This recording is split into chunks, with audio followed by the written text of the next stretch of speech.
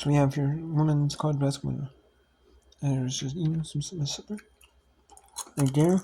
I'm back now. Only have. No, what's going on right now? We have. Let's talk about some scores. And then we had. In 2 overtime, number 25 Washington beat number 16 Maryland, 83-80. Washington was 6-3 in Big Ten play, in Big Ten against Big Ten conference opponents. Well, Maryland is 5-4. Maryland's now 5-5 now. Iowa and Washington was 7-3. Iowa State knocks off number 20 Texas 84-70. And then we had Oklahoma State defeat BYU 67. Marquette's Ravens over DePaul 74-73. That was would have been a good win for DePaul. That for Marquette. In order to get into the NCAA tournament, you need to win against win the bottom tier teams like Georgetown and Xavier, Providence. But Villanova. And Villanova is St. John's. It's kind of upper tier teams. You can lose to them. Not as bad, Have some of the middle tiers that you should beat, Can you get wins at home? Can you steal one?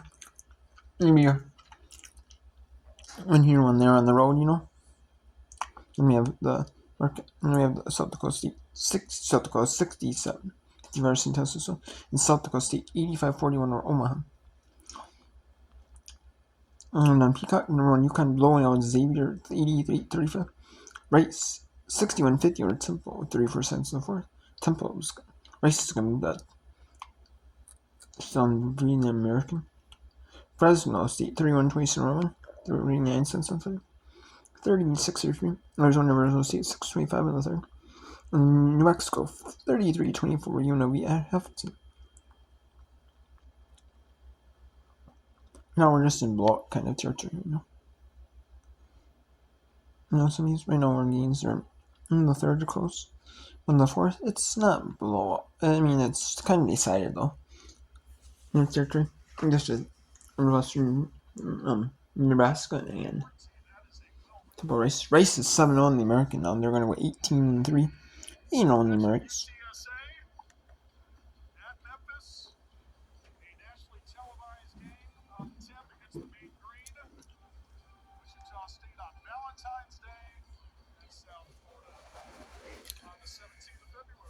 Like I said during the Olympics coverage on the 4th, I'm not going to be the whipper on the 4th. I mean, there's some could do, but I want to watch this early on the 5th.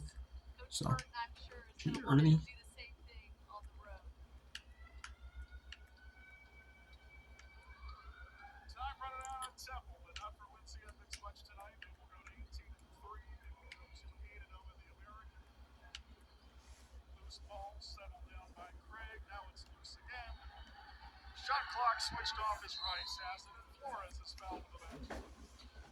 And we'll go to Whipper until 10:30 Eastern. And which 2 games left, whichever is first.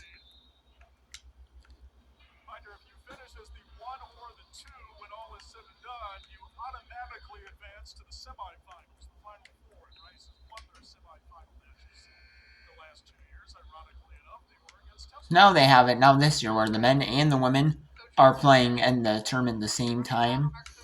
They're playing the second week of March instead of where the women would play earlier in the week. It would play earlier. And then when it was first round coverage, the men would actually play earlier in the day, and then the women would get the semifinals at night. And then the women would play the championship game, one of those two. Something like that. So yeah,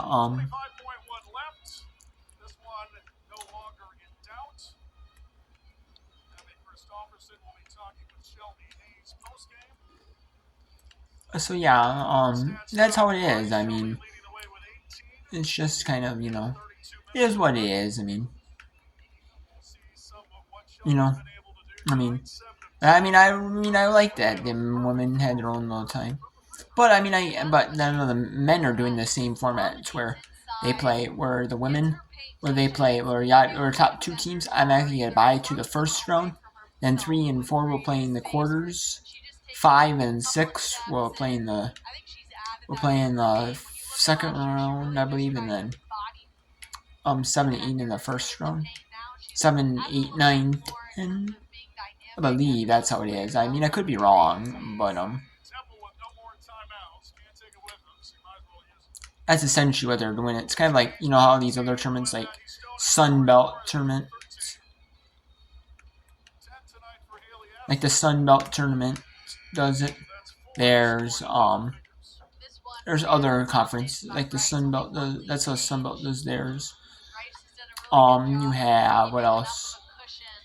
Instead of the Sun Belt, you got the Sun Belt. You have there's other conferences that do that staggered tournament format.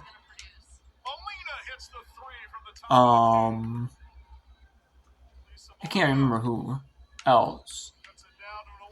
I mean, I know the Horizon League is playing a playing game, and then they're doing it where like the top so many are playing like extra games. It's weird how they're doing their format, the Horizon League, because it's even weirder yet. It's like that's who else does it?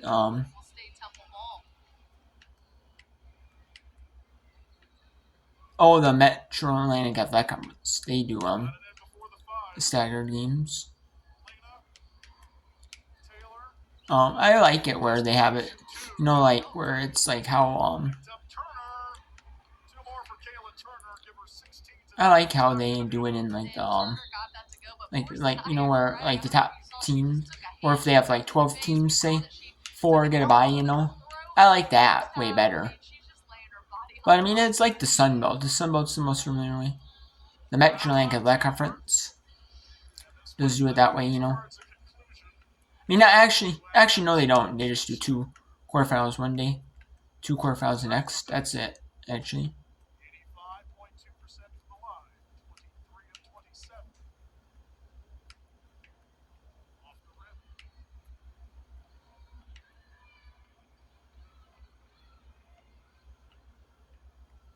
Last time Rice 10-0 at home. Got to go back to the 18-19 season, a perfect 13-0. And what's awesome is I think I just spotted her dad, who is in town from Belgium.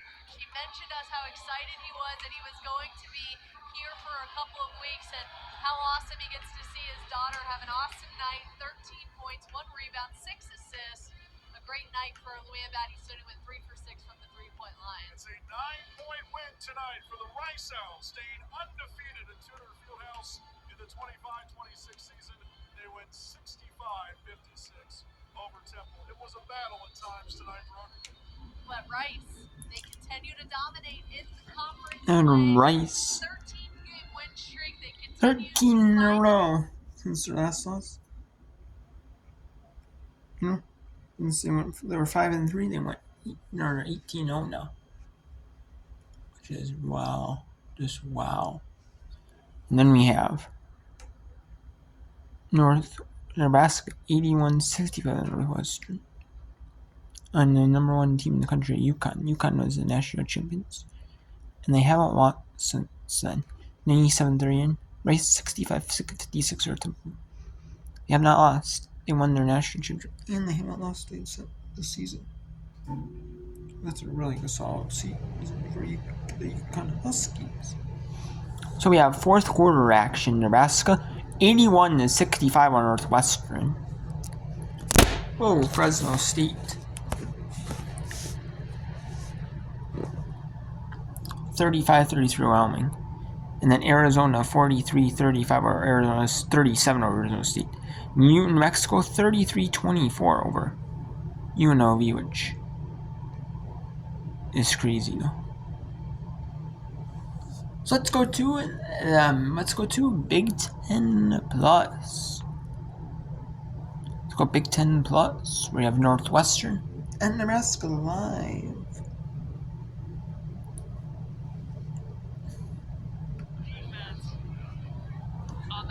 defensive end of the court. Comes around with that little double screen, ball fake, left-hand dribble, squeezes right through two defenders. So difficult to defend. And she is so good with the left and the right. Just amazing. How it's so effortless. Yeah, the scouting report. Nebraska games are always on Big Ten Plus. They have a deal with Nebraska Public Television as well, which for some of the non-televised games on TV, unlike Big Ten Plus streaming service, which for the games on there.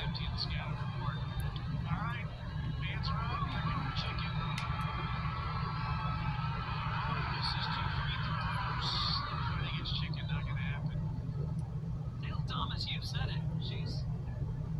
She's been great from there today. 9 of 13 from the free throw line. Thomas has 17 to lead Northwestern. It's a 17-point ball game. Nebraska has the edge.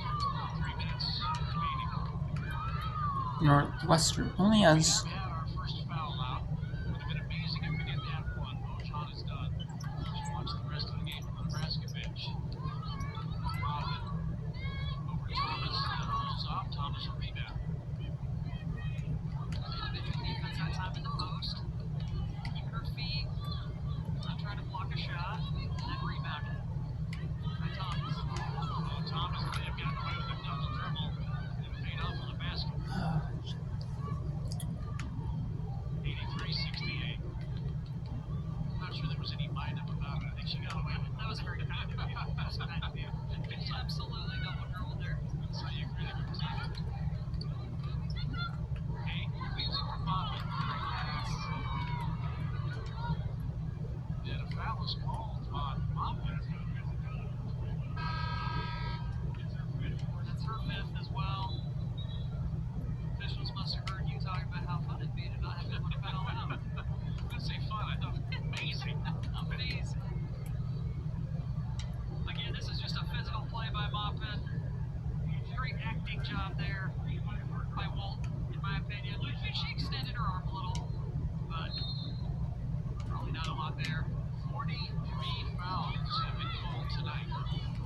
2 Huskers have fouled out. Sullivan and Lau have survived. They're having 3 in the first half. There's a travel on Tate Lash. Nebraska gets the basketball. It's number 11 against Northwestern. Nebraska's turned it over 13 times. Deja Turner back into the game, 24 for Northwestern. 2 minutes left to play in the game.